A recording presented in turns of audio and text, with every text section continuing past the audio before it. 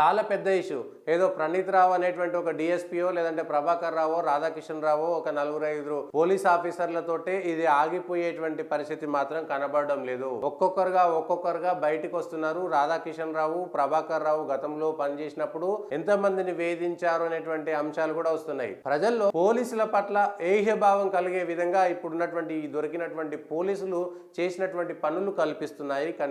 So ఈ phone tapping case ఎక్కడెక్కడికి పోతుంది అనేటువంటి అంశాన్ని చూస్తే ఫోన్లపై నిఘా వ్యవహారం మీద తీవ్ర ఆగ్రహం. మా పార్టీ నాయకుల ఫోన్లు కూడా ట్యాప్ చేశారు. కేసీఆర్ దే బాధ్యత, రాష్ట్ర బీజేపీ చీఫ్ కిషన్ రెడ్డి ధ్వజం. దీనిపై న్యాయ విచారణ జరిపించాల్సింది డిమాండ్. మొదటి ముద్దాయి కేసీఆర్, కేసు సిబిఐకి అప్పగించాలి. దుబ్బాక ఉప ఎన్నిక సమయంలో నా ఫోన్లు విన్నారు.